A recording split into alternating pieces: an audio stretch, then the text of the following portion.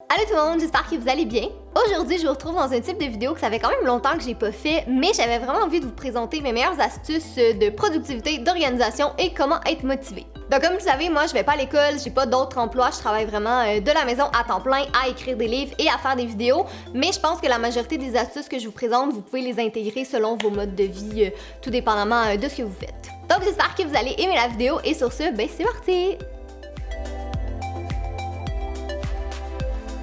Donc avant de commencer la vidéo, je voulais vous préciser que évidemment, j'ai pas la science infuse, donc je vais pas vous montrer des trucs miracles ou magiques, c'est vraiment des astuces qui fonctionnent pour moi. Ça fait déjà quelques années que je les inclus dans mon quotidien, mais ça veut pas dire que parce que ça fonctionne pour moi, ça va nécessairement fonctionner pour vous. Donc je pense que c'est quand même important de le mentionner. Tout le monde est différent du côté de la productivité. Mais si jamais ça vous intéresse de voir un petit peu comment mes journées se passent, donc Jay et moi, on a 3 chaînes YouTube, on a la mienne, la sienne et notre chaîne de vlog. On a 2 comptes Instagram en plus de celui de notre chat. J'ai sorti mon premier livre ce printemps, le deuxième sort cet automne et je suis en train d'écrire le troisième. Jay a fait 2 jeux mobiles dans les 2 dernières années avec notre chat Fudge comme héros. Puis sinon, ben, on n'a pas personne qui travaille pour nous, on n'a pas personne pour nous aider, donc on n'a pas d'agence, de network ou d'agent ou de personnes qui répondent à nos courriels pour nous. Là, on fait vraiment tout au complet. Donc je pense qu'objectivement, on peut dire qu'on est quand même des personnes assez productives. Donc j'espère que mes petits trucs vont vous aider puis qu'ils vont vous motiver. Donc le premier conseil que j'ai à vous donner, c'est quand vous savez que vous devez avoir une journée productive, c'est de vous faire une liste de tâches la veille. La raison pour laquelle je la fais la veille plutôt que le matin même, c'est parce qu'en fait, je peux vraiment le faire à tête reposée, j'ai pas besoin de me presser, je peux prendre le temps d'écrire absolument tout ce qui me passe par la tête et le fait de savoir exactement où est-ce que je m'en vais le lendemain matin, ben ça va me permettre de mieux dormir. Puis je pense que tout le monde sait que on est pas mal plus productif quand on a bien dormi. Donc comme ça, quand je me réveille le matin, j'ai aucun stress parce que j'ai bien dormi, je suis bien reposée, je sais exactement où est-ce que je m'en vais, puis concrètement, je sais aussi quelles tâches doivent être faites en premier, puis on perd moins de temps le matin aussi. Tu sais, des fois le matin on est un peu au ralenti puis ça prend du temps avant de commencer. Ben au moins en ayant fait votre liste de tâches la veille, ben vous n'avez pas à penser à ça. Donc, une fois que vous avez déterminé tout ce que vous devez faire le lendemain, ça va être le temps de venir l'écrire au propre à quelque part. Donc, ça peut être sur votre téléphone, sur votre ordinateur, dans un carnet, sur un bout de papier ou comme moi, sur un tableau blanc. De cette manière-là, ben, vous allez pouvoir venir rayer ou cocher une tâche quand vous allez l'avoir fait. Puis je sais pas pourquoi, mais on dirait que de venir cocher quelque chose qu'il y avait sur votre liste, ça donne vraiment un sentiment de productivité qui est intense. Puis moi, dans mon cas, ça me donne juste le comme petit boost de motivation pour vraiment faire toutes les choses que j'ai sur ma liste. Pour vrai, je pense qu'il y a vraiment rien de plus satisfaisant que de cocher quelque chose que vous venez de faire. Donc si ça peut vous aussi vous donner de la motivation, ben on la prend partout où est-ce qu'on peut. Le prochain conseil que j'ai à vous donner, c'est d'utiliser un agenda. Et là, je peux pas croire que c'est moi qui vous dis ça parce que pour être très honnête avec vous, pendant vraiment longtemps, je pense en fait même pendant pratiquement toute ma vie, je refusais d'utiliser un agenda. Je pensais que j'étais au-dessus de ça. Donc soit j'écrivais mes trucs sur ma main ou sur mon bras ou dans un bout de papier random que je finissais par perdre. Grave erreur. Je peux même pas vous dire le nombre de fois où je me suis mis dans la merde parce que j'avais oublié de faire signer quelque chose à mes parents, j'avais oublié de faire un devoir, j'avais complètement oublié qu'on avait un examen. Comme vous voyez un peu où est-ce que je veux m'en venir, c'est indispensable d'avoir un agenda, puis c'est juste dommage que je l'ai compris quand j'ai terminé d'aller à l'école. En fait, c'est que vous devez vraiment avoir une façon physique, visuelle et stable d'écrire vos choses. Ce que je veux dire par stable, c'est que c'est toujours au même endroit, donc le fait d'avoir quelque chose concrètement sous vos yeux, ben vous allez vraiment moins l'oublier que si vous le gardez dans votre tête ou vous l'écrivez sur votre main ou sur un bout de papier qu'encore là, vous risquez de perdre. Évidemment, il y a plein d'options, il y a le classique agenda papier que je pense la plupart des étudiants utilisent ça parce que souvent l'école en donne un, c'est plus classique aussi, puis je pense qu'on peut pas vraiment se tromper avec un agenda papier. Par contre, faut toujours le traîner avec soi et si on l'a pas, ben là, on retourne dans la case départ, donc on peut pas inscrire nos choses importantes, on risque de les perdre et tout ça. Donc c'est pour ça que moi je préfère un agenda virtuel. Donc ce que je veux dire par virtuel, c'est que vous pouvez y accéder via votre ordinateur ou via votre téléphone. Puis ce que je trouve bien avec ça, c'est que vous l'avez vraiment au bout de vos doigts, vous avez pas besoin d'amener quelque chose de plus avec vous parce qu'on pense tout le temps à amener notre téléphone. Je sais pas pourquoi en fait, on oublie notre agenda, mais notre téléphone, ça on l'oublie jamais. Un autre truc qui est bien avec ça aussi, c'est que vous n'avez pas besoin de crayon, donc contrairement à l'agenda classique où vous devez quand même avoir un crayon sur vous, ben avec votre téléphone, vous faites juste le prendre, vous l'inscrivez et ça prend quelques secondes à peine. Il y a vraiment 2 écoles de pensée pour les agendas, autant papier que virtuel sont toutes les 2 des bonnes options, faut juste vraiment que ce soit quelque chose qui vous corresponde. Moi j'ai réalisé que autant que j'aime le papier puis la papeterie puis tout ça. J'utilisais jamais un agenda papier, donc c'est pour ça que j'ai décidé de me diriger vers le virtuel. Maintenant, si c'est quelque chose qui vous intéresse aussi, il y a tellement d'options. Vous pouvez utiliser l'application de calendrier qui est déjà intégrée dans votre téléphone. Sinon, il y a d'autres applications. Il y a des logiciels, il y en a qui sont gratuites, il y en a qui sont payantes, mais qui vous offrent pas mal plus d'options. Donc, je vais pas toucher à ça dans la vidéo, mais si jamais vous voulez en savoir un petit peu plus sur une application qui s'appelle Trello que j'utilise avec Jay, je vous invite à aller voir sa vidéo sur sa chaîne. Le lien est en barre d'informations parce qu'il va parler de conseils back to school, vraiment techno pour l'école, donc autant des logiciels qui peuvent être utiles que des accessoires aussi comme des souris d'ordinateur, des écouteurs et tout ça. Donc, si jamais ça vous intéresse, le lien est en barre d'infos.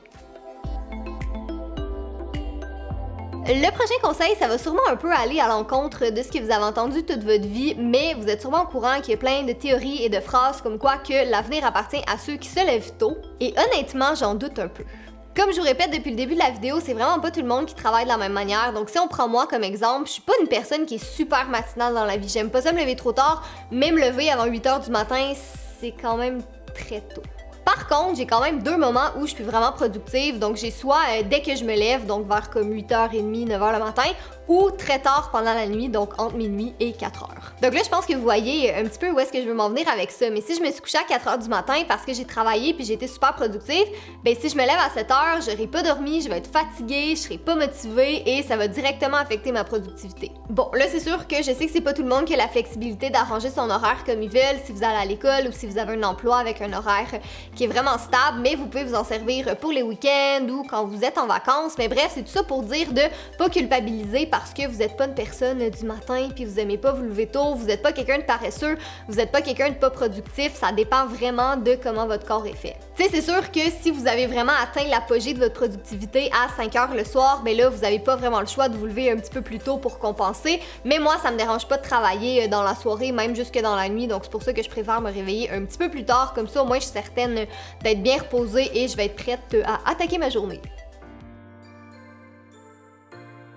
Par contre, une chose qui est vraiment cruciale, c'est de vous lever dès que vous êtes réveillé. Essayez pas de me dire le contraire, ok? Je suis convaincue que 99% des gens ici même prennent leur téléphone, la première chose qu'ils font quand ils se réveillent. On regarde nos réseaux sociaux, on regarde des vidéos, on répond à des courriels, mais c'est vraiment une mauvaise idée. En fait, le problème, c'est qu'on associe vraiment notre lit à dormir, au repos, à un endroit un petit peu plus relax.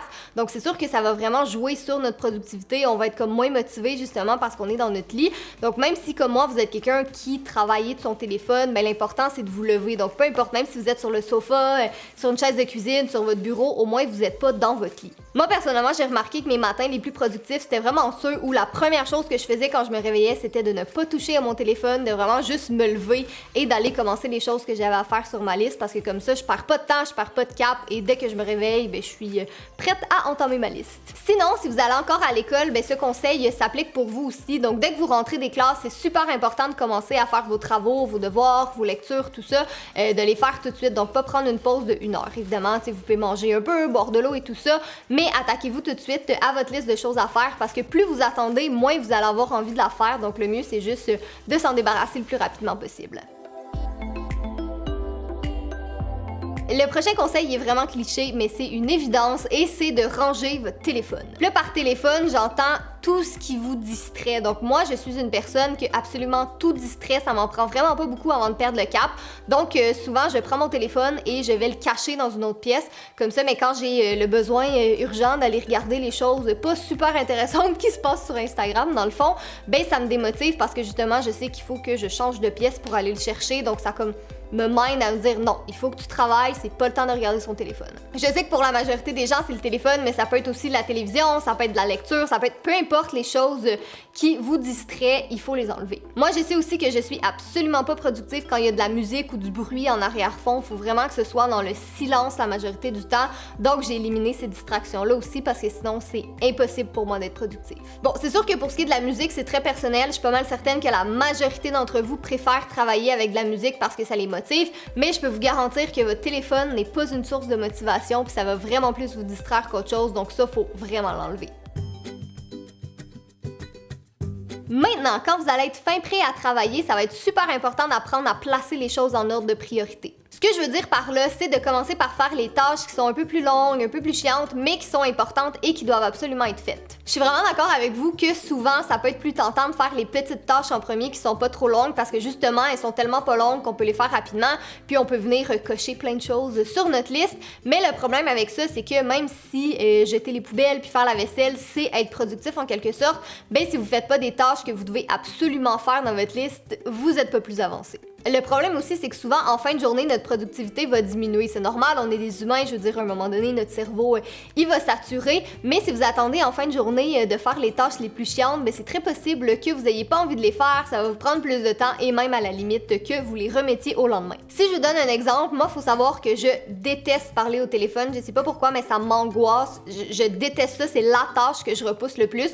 Donc, à chaque fois que je sais que j'ai un appel téléphonique à faire, je fais tout le temps mes autres tâches en premier pour le repousser le plus possible. Puis quand je me botte le cul puis je décide enfin d'appeler parce que je suis une adulte et il faut que je fasse des appels des fois, ben je me rends compte que ça prend comme 5-10 minutes, après ça c'est terminé, j'ai mon esprit libéré puis c'était pas si pire que ça.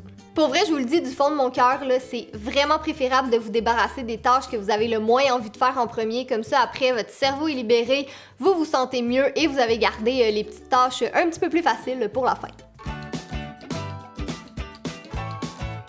Ça m'amène au prochain conseil. Donc, quand vous allez avoir terminé de faire une grosse tâche, vraiment une des tâches importantes de votre journée, profitez-en pour vous gâter un peu puis venir faire plein de petites tâches entre. Là, par se gâter un peu, c'est assez relatif parce que bon, ça reste quand même des choses que vous devez faire, mais tu sais, souvent, des trucs de ménage comme vider les poubelles, passer l'aspirateur, faire la vaisselle, c'est pas des choses qui sont urgentes, mais vous devez les faire quand même puis faire le ménage, ça libère un peu les esprits. Donc, je pense que c'est une bonne manière de vraiment séparer les grosses tâches comme ça. Donc là, en plus d'avoir coché vos tâches longues, chiantes et prioritaires, ben vous pouvez venir en cocher plein de petites, puis c'est super motivant. C'est super important de faire une seule chose à la fois, donc quand vous commencez une tâche, faites-la jusqu'à la fin. Le problème, c'est quand vous faites plusieurs choses en même temps, vous donnez pas votre 100% d'énergie à chacune des tâches, donc logiquement, ça vous prend plus de temps à le faire, vous cochez moins de choses, vous êtes moins productif, vous êtes démotivé. C'est vraiment la roue qui tourne, là. Je sais que parfois, on va commencer à faire une tâche, puis là, c'est démotivant parce qu'on a l'impression que ça avance pas, mais vous êtes vraiment mieux de le terminer et de finir au moins une chose que de commencer plusieurs petites choses et d'en finir aucune. Finalement, malgré tout, c'est important de prendre des pauses parce que sinon votre cerveau va juste saturer. Ça n'a pas besoin d'être des longues pauses, là, souvent juste un 5 minutes, ça peut faire l'affaire. Donc allez voir ses réseaux sociaux, regarder une vidéo, aller prendre une marche à l'extérieur, prendre une collation, boire de l'eau, peu importe, tant que vous prenez une pause et que vous décrochez complètement de ce que vous étiez en train de faire. Mais c'est vraiment important de garder le cap sur sa liste parce qu'aussitôt que vous prenez une pause qui est trop longue, il y a beaucoup de chances que vous recommenciez pas à travailler ou que vous soyez pas autant productif qu'avant. Donc ce que je dis, c'est que c'est important de prendre des pauses, mais faut apprendre à gérer. Donc évidemment, j'ai pas tout mentionné dans la vidéo, mais je pense que pas mal tout le monde est au courant qu'il faut bien manger, il faut bien s'hydrater, avoir un bel environnement de travail, donc pas juste travailler de son lit, puis aussi des fois des belles fournitures scolaires ou fournitures de bureau, ça peut toujours aider aussi pour la motivation, mais ça bon, je pense que pas mal tout le monde est au courant. Moi, je serais vraiment curieuse par contre de savoir vous, c'est quoi vos motivations, vos astuces, vos trucs pour être productif, comme ça si jamais il y a des choses que j'ai pas mentionnées dans la vidéo, ben tout le monde va pouvoir aller lire les commentaires puis s'inspirer un peu. Oubliez pas d'aller voir la vidéo de Jay aussi si jamais vous voulez plus de conseils sur le back to school côté techno. Et sinon, nous on se retrouve la semaine prochaine dans une autre vidéo. Bye!